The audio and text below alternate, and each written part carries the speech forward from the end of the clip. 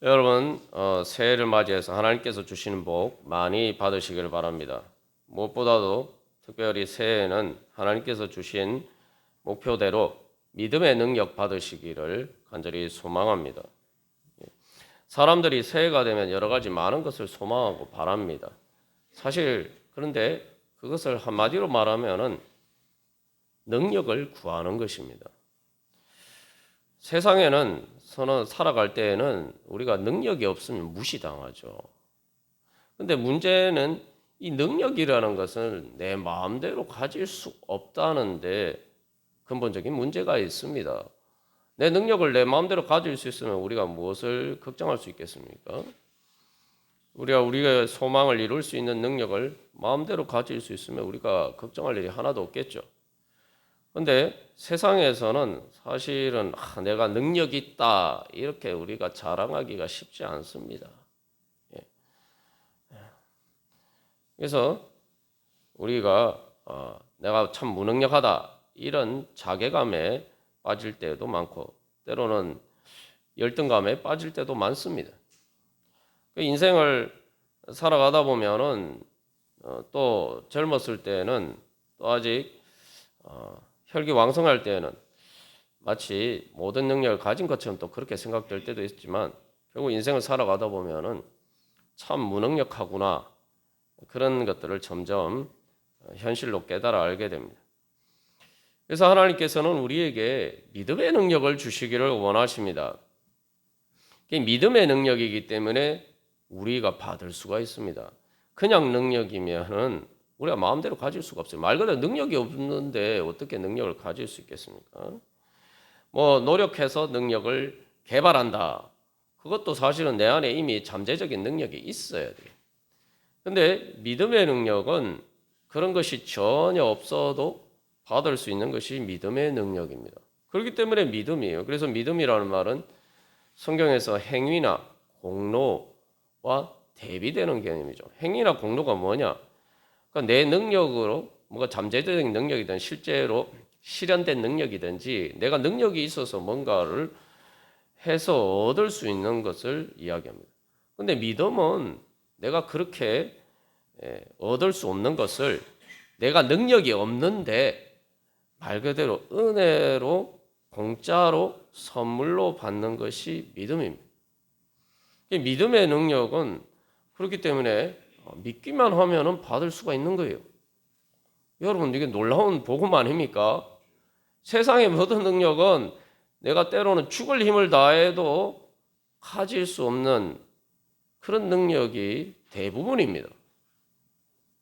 그런데 믿음의 능력은 내가 믿기만 하면은 믿음으로 받기만 하면은 내가 그 능력을 가질 수 있다는 겁니다. 그런데 더 놀라운 것은 믿음을 통해서 하나님께서 우리에게 주시고자 하시는 능력은 그냥 사람의 능력이 아니라 하나님의 능력입니다. 하나님의 신적인 능력입니다. 우리가 믿음으로 그래서 이것은 어떤 인간도 가질 수 없는 능력이에요. 이 세상에 아무리 능력 있고 똑똑한 사람도 가질 수 없는 능력입니다. 그렇기 때문에 하나님께서는 그것을 은혜로 선물로 주십니다. 이게 내가 믿음으로만 받을 수 있지만 또 믿음이라는 것은 누구든지 할 수 있는 것이죠. 내가 받고자 하면 받을 수 있는 것입니다. 그런데 그렇게 받을 수 있는 것이 하나님의 능력이다. 믿음을 통해서 하나님의 능력을 내 능력으로 가지게 되는 것입니다. 여러분 놀랍지 않습니까? 그래서 신앙생활은 정말 복음이에요. 저도 어렸을 때부터 엄마 뱃속에서부터 교회를 다녔다고 하는 모태 신앙인데 사실 하나님의 능력을 제대로 잘 모르고 신앙생활을 했습니다. 그러나 내 안에 내가 정말 무능력하다. 내가 내 자신 스스로 행복하게 살 수 있는 능력이 내 안에 없다라는 것을 사실 이제 깨닫게 됐.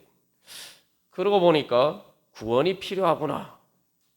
정말 예수님의 구원이 나에게 필요하구나. 아무도 구원해 줄 수 없는데 예수님이 구원해 주시는 것 말고 나에게 방법이 없구나. 그렇게 내가 주님 앞에 기도하면서 또 주님의 구원을 소망하면서 그렇게 믿음으로 나아갔을 때에 하나님께서 내가 할 수 없는 것을 해주시고 그 능력을 주셔서 죄와 사망의 권세에서 해방시켜 주셨어요. 그러고 나니까 내 인생을 이제 하나님의 뜻대로 그렇게 행복하게 만들어갈 수 있는 능력을 얻게 되었습니다. 그게 하나님께서 우리에게 주시고자 하시는 능력입니다. 여러분 생각해 보면 정말 이게 놀라운 능력 아닙니까? 예수 믿는 건 정말 놀라운 거예요. 근데 우리가 과연 내가 이런 믿음의 능력을 실제로 받아 누리면서 살아가고 있느냐? 내가 현실로 체험하면서 살아가고 있느냐? 내가 정말 믿음의 능력을 내가 얼마나 받고 또 내 믿음이 얼마나 성장해서 내가 믿음의 능력이 얼마나 커졌는가? 우리 자신을 점검해 볼 때에 내가 정말 믿음의 능력을 믿고 있느냐라는 그런 사실조차도 의구심이 들 때가 많습니다. 우리의 문제는 믿음의 능력을 잘 모른다는 거예요. 내가 잘 안다고 생각하는데 아직도 잘 모릅니다. 우리가 잘 모르기 때문에 그것이 얼마나 큰 것인지 잘 모르고 그렇기 때문에 귀한 줄 모르고 그렇기 때문에 믿지 못해서 그것을 구하지 않기 때문에 우리가 못 받고 못 누리고 살 때가 많습니다. 신앙생활을 열심히 하지 않는 이유가 뭐냐? 한마디로 말하면 믿음의 능력을 모르기 때문입니다. 말 그대로 신앙생활을 하는 것이 참 쓸데없는 일처럼 보이고 하찮은 일처럼 보이고 약해 보이기 때문입니다. 우리가 지난주에 이 말씀을 통해서 나눈 것처럼 몇 주간 이렇게 우리가 살펴본데 성탄절 이후에 우리가 살펴본 그 예수님의 을 통해서 하나님께서 우리에게 보여주신 표적도 마찬가지죠. 천사들이 표적이라고 이야기했는데 예수님이 구유에 태어난 표적. 그게 무슨 표적입니까? 그게 무슨 사인입니까? 우리들 눈에도 그렇게 보일 때가 많아요. 구유에 누워있는 예수님도 말 그대로 이게 정말 힘없는 말 그대로 갓난 아기인데다가 거기도 구유에 누워있는 아기니까 이건 진짜 답이 없어요. 인간적으로 보면. 그런 그 아기 예수를 뭘 믿고 의지하겠습니까? 거기다가 예수님을 놓은 마리아는 막 어떻습니까? 돈도 없어서 능력도 없어서 무능력해서 아이를 해산하면서 그할 집도 구하지 못해서 구유에 아이를 짐승의 우리에서 해산해서 구유에 누일 수밖에 없는 가련한 신세입니다. 이게 로마 황제와 비교해 보면은 로마 황제 명령에 따라서 어쩔 수 없이 연약한 몸으로 만삭의 몸으로 그 먼 거리를 여행할 수밖에 없는 정말 연약하고 초라한 모습이에요. 근데 하나님께서 우리에게 그것을 표적으로 보여주셨다라고 이야기하고 있죠. 근데 우리가 그 표적을 잘 해석을 못해서 오늘날 우리도 그렇게 볼 때가 많습니다. 그러니까 예수님을 볼 때도 우리가 마치 아기의 구유에 누이는 아기 예수님 보듯 할 때가 많아요. 그것은 예수님이 작으신 분이기 때문이 아니라 우리가 부활하셨고 예수님이 승천하셨고 하나님 보좌 우편에서 오늘도 온천한 만물을 다스리고 주관하신다. 오늘 요한계시록처럼 하나님 보좌 앞으로 올라가셔서 승천하셔서 그죠? 철장으로 만국을 다스리시는 분이다. 우리가 성경에 다 있지만 중요한 것은 내 눈에 예수님이 그렇게 보이지 않는단 말이에요. 왜 그렇습니까? 내 믿음이 그만큼 작기 때문에. 그러니까 여기서 우리가 한 가지 깨달아 알아야 하는 건 내 믿음의 크기만큼 예수님이 크게 보인다는 거예요. 믿음이 성장하는 것이 그래서 중요합니다. 예수님이 작으신 것이 아니라 내 믿음이 작으니까 내 눈에 예수님이 그렇게 작게밖에 안 보인다 이 말이죠. 근데 자꾸 우리는 내 눈에 보이는 대로 판단하고 그래서 믿지 못하고 아직도 우리 눈에 예수님이 그저 구유에 놓이는 아기 예수처럼 보이니까 예수님을 제대로 믿지 못하고 예수님을 따르지 못할 때가 많다는 사실입니다. 그리고 조금 더 구체적으로 이야기를 하면은 뭐 예수님이야 멀리 계시니까 뭐 하늘에 계시고 하나님 보좌 우편에서 오늘도 온천한 만물 다스리신다고 우리가 믿지만 현실에 우리의 삶에서 정말 그 예수님이 우리와 함께 하시느냐, 예수님이 그 능력을 우리 가운데 역사하시느냐, 이걸 잘 믿지 못하는 게 또 우리의 문제입니다. 왜 믿지 못하느냐? 바로 우리가 신앙생활하는 우리 자신의 신앙생활과 또 그 신앙생활의 터전이 되는 교회가 바로 마리아처럼 예수님의 어머니 성모 마리아처럼 그렇게 연약하게 보이기 때문이에요. 보잘것없이 하찮게 보이기 때문이에요. 교회도 뭐 큰 대형 교회 막 사람들이 봐도 누가 봐도 건물이 어리어리하고 막 이렇게 고개를 들고 뭐 중세 그 유럽의 성당처럼 그렇게 그런 큰 교회면은 우리가 또 다르게 생각할 수 있을지 모르지만 보통의 교회들에서 가운데에서는 정말 교회가 정말 베들레헴의 그 마리아처럼 그렇게 연약하게 보일 때가 많습니다. 여기서 이제 마리아 또 요한계시록 12장에 등장하는 이 여자는 교회를 상징합니다. 교회. 그럼 뭐 이 예수님 당시에도 마찬가지였어요. 초대교회도 마찬가지였어요. 로마 제국의 그 성모 마리아뿐만 아니라 그 위에 초대교회도 이 정말 너무 초라해 보이고 때로는 박해를 받아서 지하 무덤에서 예배를 드리기도 하고 뭐 오늘처럼 하다못해 뭐 우리 교회도 작은 우리의 예배 드릴 장소 이렇게 따로 건물이지만 또 그런 것도 없이 그렇게 교회가 있을 때도 많았습니다. 그 로마 제국의 화려한 그 영광의 권력 앞에서 그 로마 제국에 의해서 핍박받는 교회는 너무 초라해 보이고 연약해 보인단 말이에요. 오늘날도 마찬가지입니다.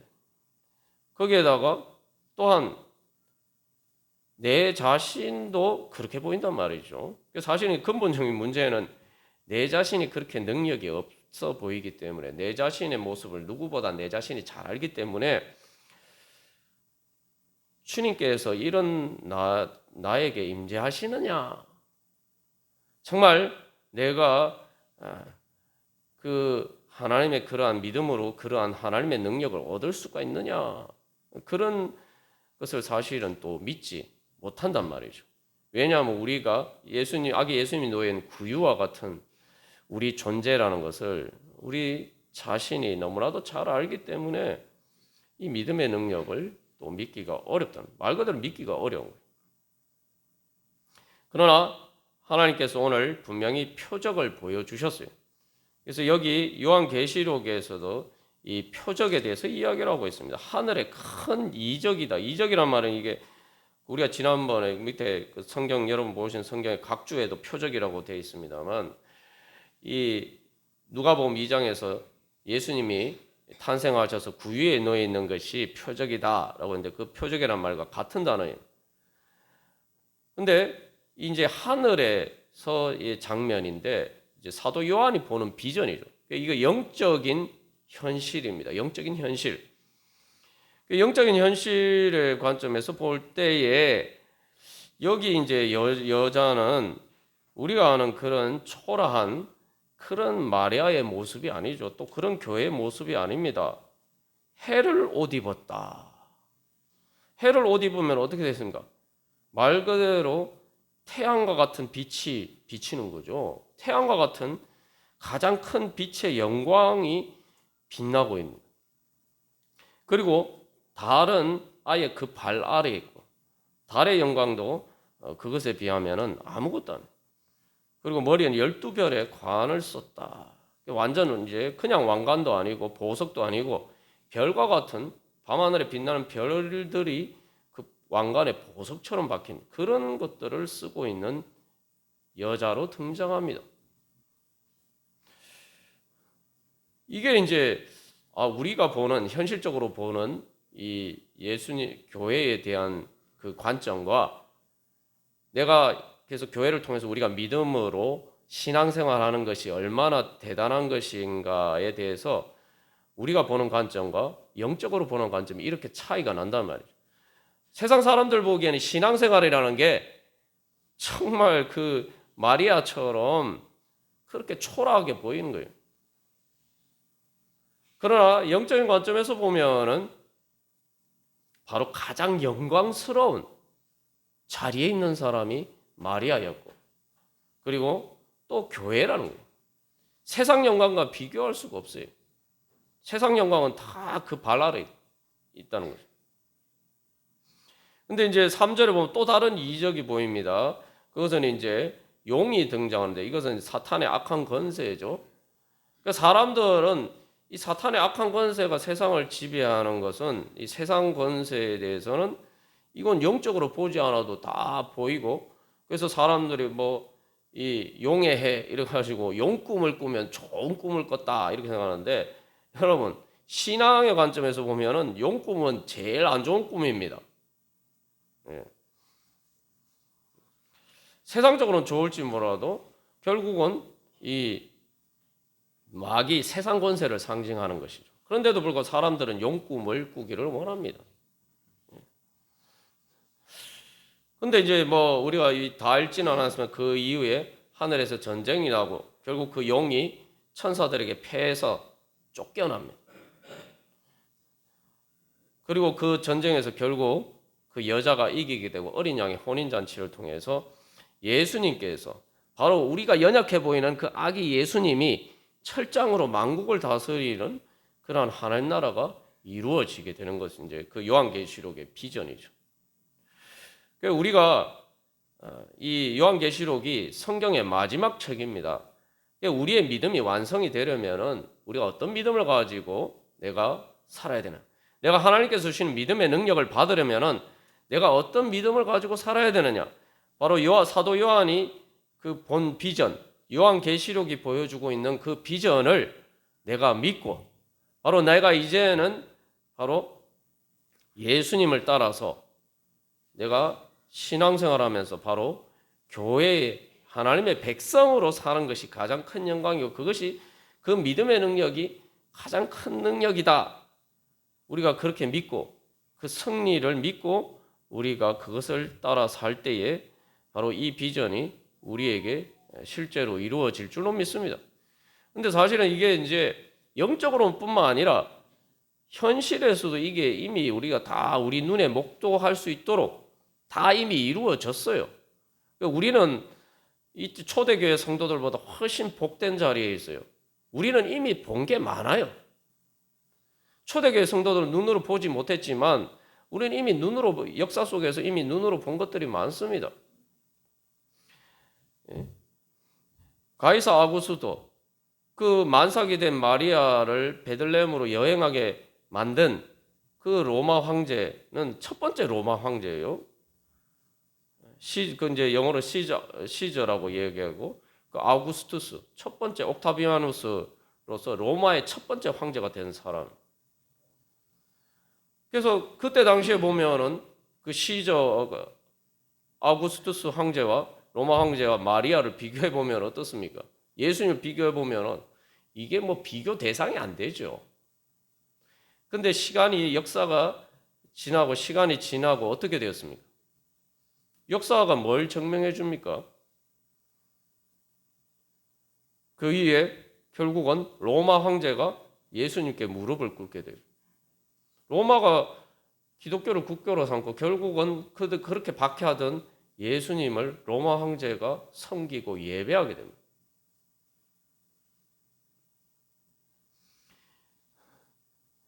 옥타비누스 황제는 사람들에게 뭐 기억은 될 수 있었지만, 그러나 그렇게 많은 사람들에게 영광스러운 이름은 아닙니다. 그리고 죽어서 무덤에 묻혔지만, 예수님은 지금도 살아계셔서 온 하나님의 나라는 로마 제국을 넘어서 온 땅 끝에 있는 우리까지 바로 예수님께 오늘 경배하고 있습니다.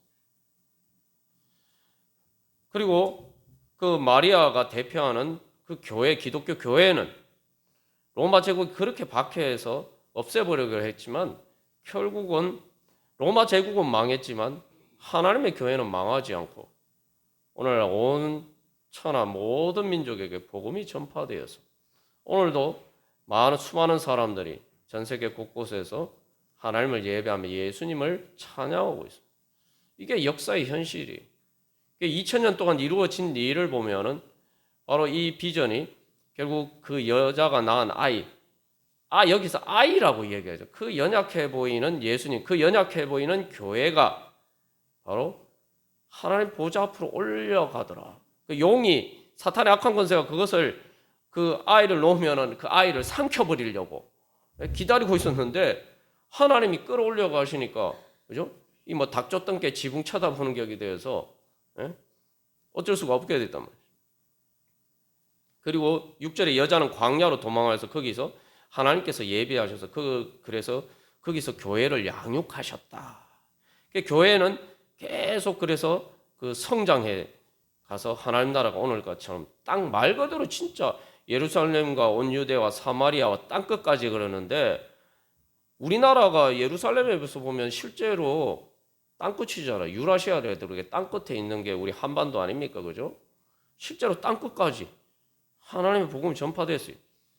초대교회 많은 성도들은 그런 그 하나님 나라의 영광을 믿음으로 영적인 눈으로는 봤지만 육신의 눈으로 현실적으로는 보지 못했지만 우리는 2000년 역사 속에서 바로 우리의 현실적인 육신의 눈으로도 역사 속에서도 그 증거들을 수도 없이 볼 수가 있습니다. 여기서 우리가 결국 다시 한번 그 믿음에 어떻게 그렇게 되었느냐?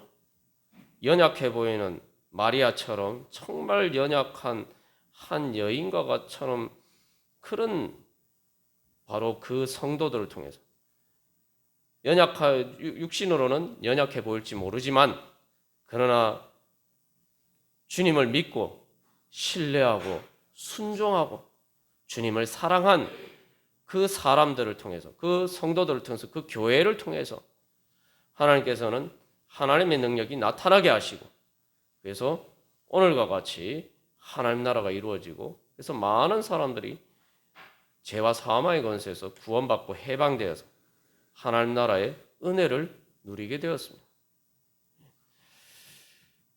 지금까지 수많은 사람들이 그래서 그런 예수님 만났고 말 그대로 철장으로 만국을 다스리는 예수님을 실제로 내 마음의 죄와 어두운 권세가 내 마음을 지배하고 있어서 내 마음이 힘들고 고통스럽고 사는 게 지옥처럼 그렇게 그런 상황이었지만 예수님께서 나를 구원해 주셔서 그 모든 것에서 나를 구원해 주셔서 내 마음의 천국이 이루어지고 그래서 인생이 바뀐 그리고 삶이 바뀐 사람들이 수도 없이 많아요. 그렇기 때문에 교회는 핍박과 박해 속에서도 늘 죄와 사망의 권세가 삼키려고 하지만 절대 삼킬 수 없는 그 모든 것을 이길 수 있는 하나님의 능력을 가진 것이. 우리가 신앙생활하는 우리가 믿고 신앙생활하는 이 신앙이라는 것이 그 믿음이라는 것이 그런 능력입니다. 우리가 그래서 다시 한번 내가 믿기만 하면은 내가 그렇게 될 수 있구나. 나도 그런 능력 얻을 수 있구나. 우리가 그런 믿음으로 올 한 해 주님 앞에 나가기를 바랍니다. 그러면 나는 믿는데 이렇게 생각할 수도 있는데 우리가 계속 이제 올 한 해 우리가 오늘 또 기도한 것처럼 점검해 봐야 될 건 내가 진짜로 믿고 있느냐. 어떤 사람은 그런 믿음의 능력을 체험하는데 나는 그렇게 체험하지 못한다.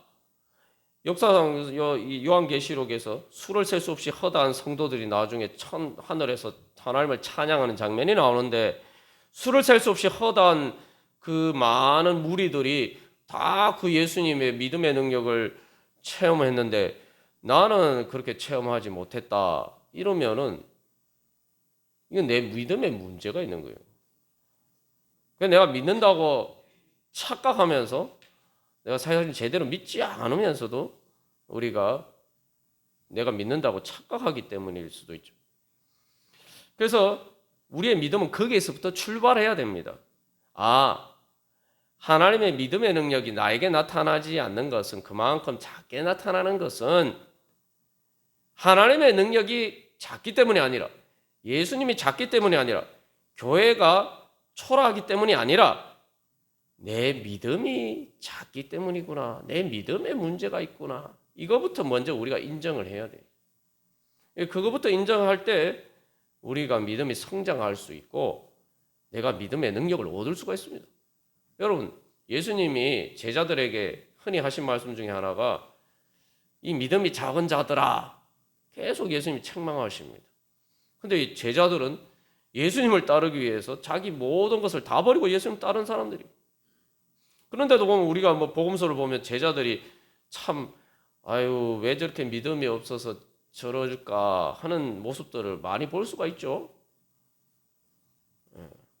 그러면 우리는 제자들보다 과연 그 제자들보다, 예수님의 제자들보다 우리가 믿음이 더 좋습니까? 그래서 우리의 믿음을 점검해 봐야 됩니다. 그래서 우리가 믿음이 성장하면은 그만큼 믿음의 능력이 우리에게 나타날 줄로 믿습니다. 믿음이 성장하는 것도 그냥 간단해요. 어떻게 보면은 내가 믿으면 되는 거예요.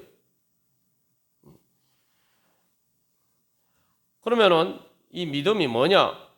결국 우리가 이제 믿음이라고 할 때 막연하게 생각할 수가 있는데, 그냥 머리로 아는 것 이렇게 생각할 수 있는데, 이 믿음의 완성된 모습을 보면은 우리가 믿음이 뭔지 가장 분명하게 알 수가 있죠. 그 믿음의 완성된 모습을 우리가 마리아를 통해서 봤어요. 그 믿음의 완성된 모습이 뭐냐? 예수님과 서로 사랑하면서 예수님을 내가 껴안는 겁니다. 예수님을 껴안아서 마치 두 남녀가 서로 사랑하면서 껴안으면 한 몸이 되는 것처럼, 한 몸처럼 보이듯이 내가 예수님을 그렇게 사랑하면서 끌어안을 때 그게 믿음의 완성이에요. 그래서 오늘 예레미야 31장 22절 우리가 계속 나눈 말씀인데, 여자가 남자를 둘러싸리라. 이 약속이 그래서 하나님 새 일을 창조하시겠다 말씀하셨어요. 이게 이제 어디에 이루어졌냐? 바로 마리아가 예수님을 안고 있잖아요. 거기에 이루어졌다는 거예요. 여자가 남자를 둘러싸리라. 여기서 사실은 그냥 단순히 여자가 남자가 아니죠. 예전에 우리가 나눈 것처럼 여기서 여자는 연약한 존재를 상징해요. 남자는 강한 용사를 상징합니다. 이스라엘 백성들이 하나님께 대해서 믿음이 없다 보니까 이스라엘이 힘이 점점 약해졌어요. 그래서 바벨론의 침략을 받았을 때에 결국은 패망하게 됐죠. 그래서 그 패망하게 됐을 때의 상황을 예레미야 선지자는 어떻게 예언하냐면, 이스라엘의 용사들이, 이스라엘의 제일 힘센 그 전쟁터에서 나와서 싸우는 용사들이 벌벌벌벌 떤다는 거예요. 적 앞에서 벌벌벌 떨면서 마치 해산하는 여자처럼 벌벌벌벌 떤다는 거예요. 그래서 마치 여자가 해산하게 됐을 때 고통 때문에 사색이 된 것처럼 이스라엘의 용사들이, 이스라엘에서 적과 맞서 싸워야 될 군인들이 전부 다 그렇게 벌벌벌벌 떨고 있다고. 그러니까 이스라엘이 망했어요.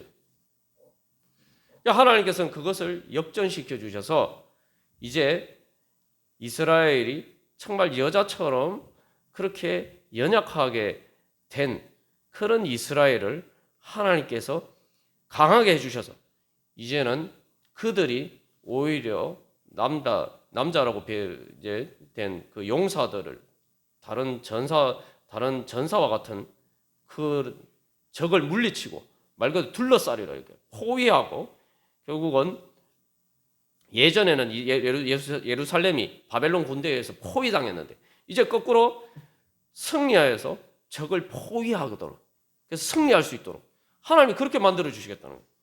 그래서 처녀딸 내 백성이라고 얘기해요. 처녀딸이라고 그랬어요. 처녀딸. 이스라엘 백성들을 상징하는 게 하나님의 백성이고 또 이제 교회를 상징하는 겁니다. 그런데 그렇게 믿음의 능력을 얻기 위해서는 어떻게 돼야 되느냐? 말 그대로 처녀딸이라는 그 말 것처럼 더 이상 방황하지 않고 마리아처럼, 동정녀 마리아처럼 순수한 믿음으로 하나님을 사랑해야 했는 거예요. 하나님을 사랑하면서 내가 하나님을 사랑하면서 끌어안을 때에 내가 내 원수들을 포위하고 승리할 수 있는 그런 능력을 얻게 된다는 겁니다. 그러니까 예레미야 31장 오늘 그 예레미야 31장 22절의 약속의 말씀이 바로 그 얘기예요. 내가 이제 어떻게 보면 하나님이 나를 먼저 사랑하셨죠. 우리를 그래서 교회를 예수 그리스도의 신부라고 얘기하는데 우리가 교회 예수 그리스도의 신부처럼 교회처럼 우리가 그 교회의 한 구성원이 우리가 하나님을 이제 단순히 하나님의 사랑을 끌어안고 하나님이 우리를 계속 끌어안으시려고 하잖아요. 그러니까 우리가 하나님의 품을 자꾸 거부하고 도망가지만 그럼에도 불구하고 하나님은 어떻게든 우리를 포기하지 않으시고 우리를 안아주시려고 하신단 말이에요. 거기에 대해서 더 이상 이제 하나님을 뿌리치지 않고 방황하지 않고 이제 나도 주님의 그 사랑을 받아들이고 이제는 내가 단순히 주님의 사랑을 받아들인 것을 넘어서 내가 주님 사랑합니다 하고 내가 주님을 먼저 끌어안는 거예요. 내가 주님을 끌어안는 거예요. 그게 바로 하나님께서 창조하시겠다는 새 일입니다. 여러분, 하나님께서 2024년도 여러분의 삶 가운데 새 일을 창조해 주시기를 원하십니까? 그러면 여러분 하나님을 사랑으로 끌어안으십시오. 예수님을 사랑하면서 끌어안으십시오. 교회를 사랑하면서 끌어안으십시오. 그러면은 여러분의 삶에 하나님께서 역사하시는 새 창조의 역사가 일어날 줄로 믿습니다. 하나님께서 약속하셨어요. 새 일을 창조할 것입니다.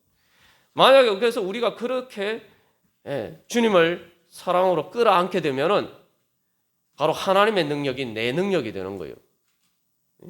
왜 그렇게 됩니까?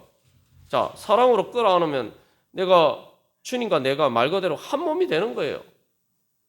그러면은 하나님의 능력이 내 능력이 되는 겁니다. 믿음은 뭐냐? 하나님의 내 능력이 아니고 하나님의 능력을 내 능력으로 만드는 건데 하나님의 능력을 내가 어떻게 내 능력으로 만드냐? 믿음으로 만드는데 그 믿음이 뭐냐? 하나님의 사랑을 내가 받아들이는 거예요. 하나님의 사랑에 응답하는 거예요. 그래서 우리가 지난해 나눴던 말씀에서 뭐라고 하면 믿음은 사랑으로 역사한다. 그러죠. 사랑으로. 믿음은 하나님의 은혜에 대한 응답입니다. 하나님의 은혜가 뭡니까? 예수님을 아끼지 않고 날 위해서 주시기까지 나를 사랑하신다는 거예요. 그 예수님의 사랑을 내가 받아들이는 것, 그게 바로 믿음이에요. 예수님이 나를 사랑하시는 것을 받아들이면 내가 어떻게 해야 그걸 받아들일 수 있습니까? 내가 예수님 그만큼 사랑해야 돼요. 내가 예수님 사랑하는 만큼 내가 주님의 사랑을 받아들이는 겁니다. 그러면은 내가 예수님 그만큼 사랑하게 되면 예수님과 내가 사랑으로 하나가 되는 거예요. 여러분, 이게 이제 세상 능력하고는 다른 겁니다. 하나님의 능력이 내 능력이 되기 위해서는 하나님의 사랑의 능력을 받아야 돼요. 여기서 또 우리가 한 가지 크게 착각하는 것이 있죠. 사랑의 능력이 형편없다라고 사람들은 생각합니다. 그래서 사람들은 능력을 구하는데 나는 능력이 있었으면 좋겠다. 사람들이 다 그런 생각하고 사는데 정작 많은 능력은 돈을 많이 벌고 뭐 그런 능력은 다 구하는데 사랑할 수 있는 능력은 구하지 않는다 이 말이에요. 사랑할 수 있는 진짜 참되게 사랑할 수 있는 능력. 여러분 기도하실 때 주님 사랑의 능력을 주시옵소서. 사랑할 수 있는 능력을 주시옵소서. 여러분 그걸 가지고 얼마나 기도해 보셨습니까? 여러분 근데 사람이 행복하려면은 뭐가 있어야 됩니까? 사랑받아야 돼요. 사랑해야 돼요. 그러니까 사랑받고 사랑하고 서로 사랑하는 것이 있어야지 행복해집니다. 그런데 다른 능력은 내가 다 구하는데 정작 내가 행복할 수 있는 사랑의 능력을 구하지 않는다. 내가 어떻게 사랑해야 되는지도 모르고 또 내가 그 사랑을 통해서 어떻게 말 그대로 사랑받을 만한 사람이 되어야 되는지 이것에서도 별 관심이 없어요. 그러면서 내가 사랑받을 만한 사람이 되지도 않으면서 다른 사람들이 날 사랑해 주지 않는다. 이 생각만 맨날 하고 있어요. 신명기 33장 12절에서 여호와의 사랑을 입은 자는 이라고 얘기했잖아요. 그죠? 여호와의 사랑을 입은 자는 하나님 곁에 안전히 살리로다. 하나님의 사랑을 받고 그래서 그것을 통해서 어떻게 내가 하는 것이 하면 하나님의 사랑을 받을 수 있는가? 이 사랑받는 것도 어려워요. 사랑을 받아봐야 사랑받을 줄 알아요. 우리가 근본적인 문제가 하나님의 믿음으로 하나님의 사랑에 응답하지 못하는 근본적인 문제 중에 하나가 우리가 병이 들어서 사랑이라는 걸 제대로 받아보지 않았다 보니까 사랑을 어떻게 받는지를 잘 몰라요. 이게 사실은 인간 삶의 가장 큰 비극입니다. 사랑받고 싶고 사랑하고 싶은데 사랑을 받아보지 않아서 사랑하는 건 둘째치고 사랑받는 법 자체를 잘 몰라요. 그래서 하나님께서 우리를 먼저 사랑하셨죠. 우리가 신앙생활을 통해서 뭘 배워야 되느냐? 신앙이 성장한다는 건 뭐냐? 하나님이 날 사랑하시는데 그 사랑을 내가 어떻게 받느냐? 이거 배워가는 거예요. 하나님께 사랑받는 법을 배워가야 되는 거예요.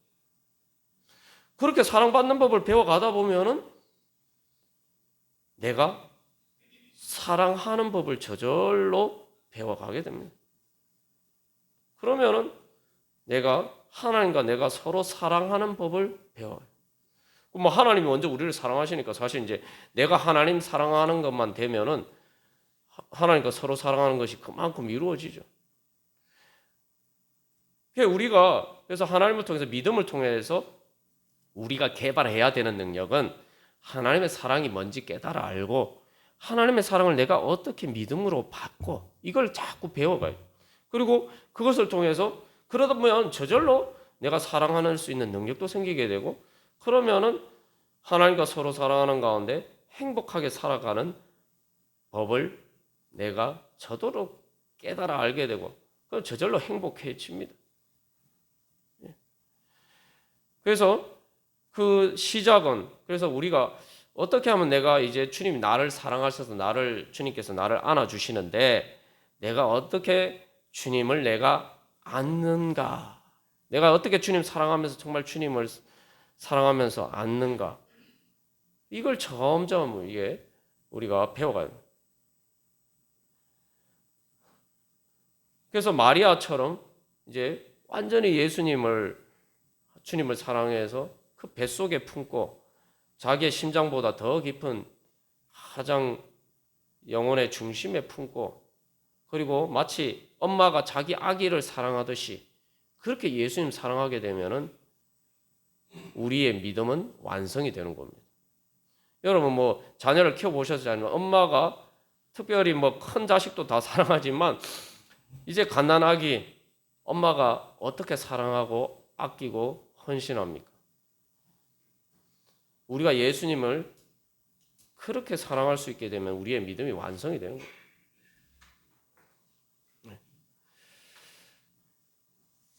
그래서 하나님께서 우리에게 비전을 보여주셨습니다.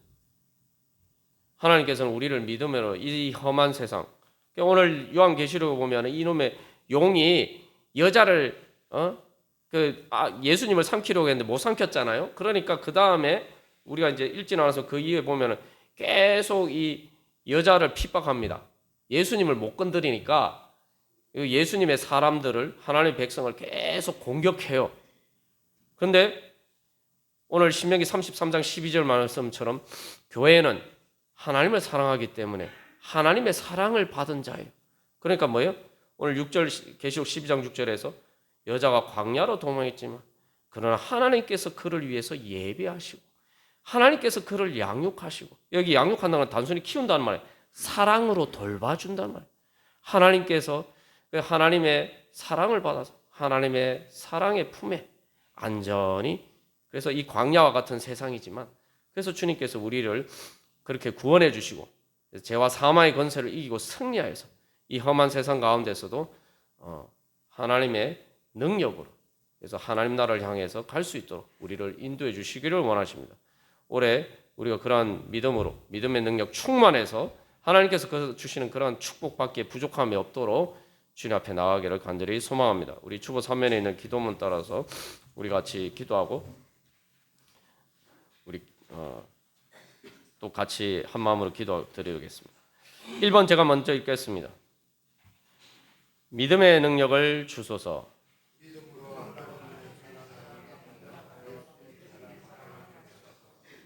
예수님의 구원의 빛과 영광을 보게 하소서.